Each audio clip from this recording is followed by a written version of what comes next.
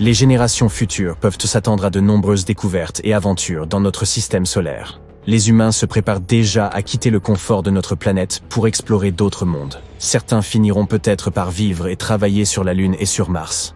À l'instar de ces chercheurs qui passent déjà des mois dans ces stations spécialement conçues en Antarctique. Nous travaillons aussi sur des fusées et des navettes spatiales hyper puissantes.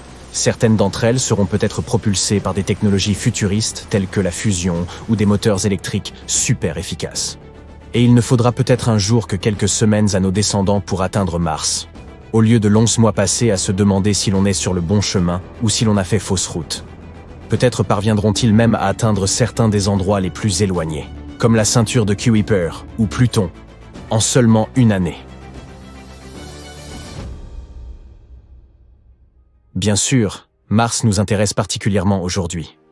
Mais qui sait à quel genre de mission nous assisterons au cours de notre vie?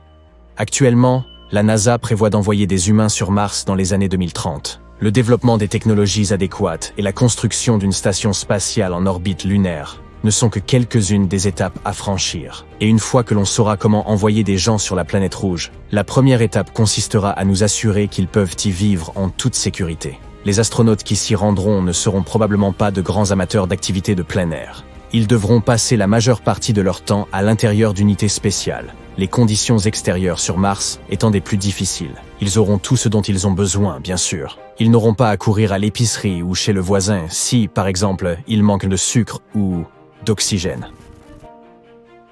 Pendant que tu regardes cette vidéo, la NASA et d'autres organisations sont déjà en train de développer des prototypes de tels habitats. Il est important de pouvoir utiliser des matériaux trouvés sur place, sur le sol martien, afin de ne pas avoir à tout transporter depuis la Terre. Ceux qui s'y rendront devront également extraire de l'eau ainsi que du dioxyde de carbone, qu'ils pourront ensuite utiliser pour produire de l'oxygène. Les générations futures pourront enfin assister au développement de la vie loin de notre planète.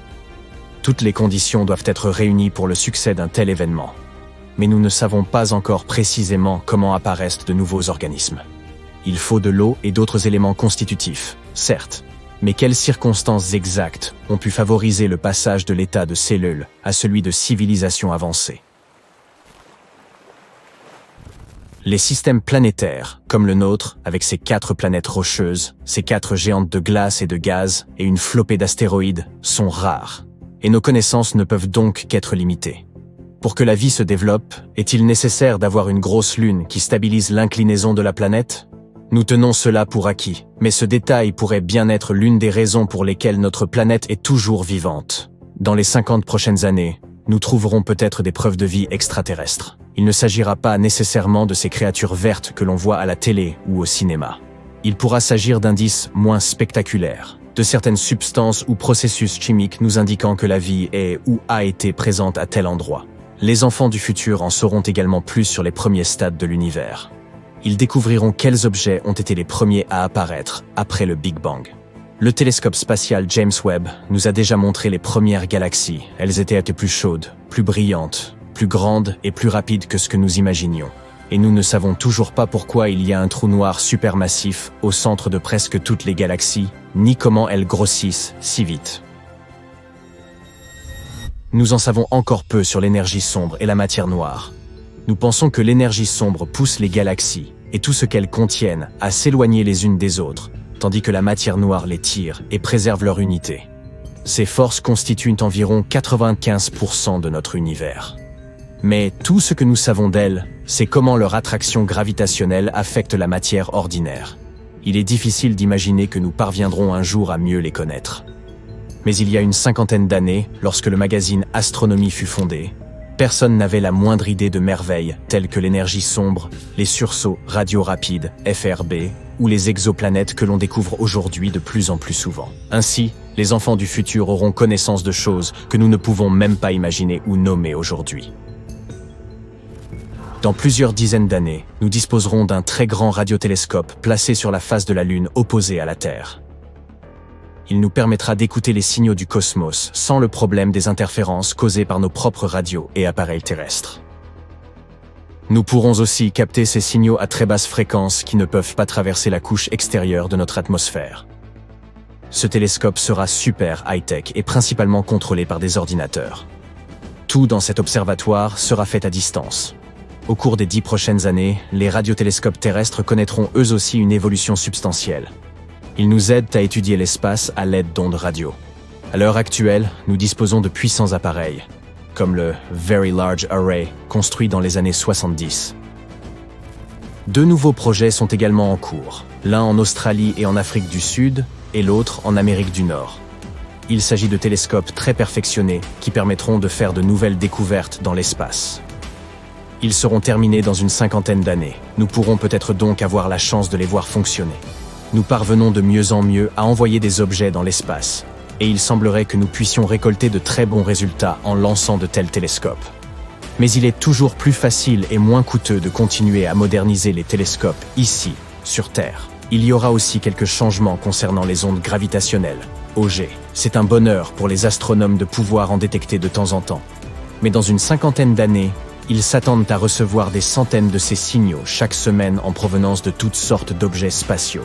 S'ils ne sont pas encore en mesure de les détecter, c'est parce qu'ils attendent de pouvoir utiliser les observatoires du Cosmic Explorer et de l'ISA, Laser Interferometer Space Antenna. Lorsqu'une grande étoile arrive en fin de vie, elle explose de façon spectaculaire en une supernova, un événement aux proportions épiques. La dernière fois que nous avons assisté à une supernova dans notre galaxie, c'était il y a près de 400 ans. Il y a donc fort longtemps, et nous en voulons plus. D'après ce que nous savons de la taille de notre galaxie, nous devrions assister à de tels événements tous les 50 à 100 ans. Nous ne savons pas exactement pourquoi nous les manquons tout le temps. Mais c'est certain, les générations futures seront mieux préparées. L'avenir lointain nous réserve probablement de belles surprises. Au cours du prochain million d'années, les étoiles géantes que les scientifiques observent actuellement, Beta Carinae, Bételgeuse, exploseront en de magnifiques supernovas. De la Terre, nous pourrons les voir. Quelqu'un décidera sûrement de rester ici au lieu de partir explorer les galaxies. Ces événements donneront l'impression que notre planète a deux soleils, car les supernovas seront plus lumineuses que la Lune. Triste nouvelle, il n'y aura plus d'éclipse solaire dans 600 millions d'années. La Lune s'éloigne un peu plus de la Terre chaque année et, au bout d'un moment, elle sera trop petite pour cacher le Soleil. Et voici un événement auquel même les aventuriers les plus courageux n'aimeraient pas assister. Une collision de galaxies. À l'heure actuelle, la Voie lactée et notre galaxie voisine, Andromède, qui se trouve à 2537 années-lumière, se déplacent dans l'espace l'une vers l'autre. Elles se toucheront dans environ 3,75 milliards d'années. Et du chaos naîtra une nouvelle galaxie géante appelée Lactomède. Mais moi, je ne serai plus là pour voir tout ça.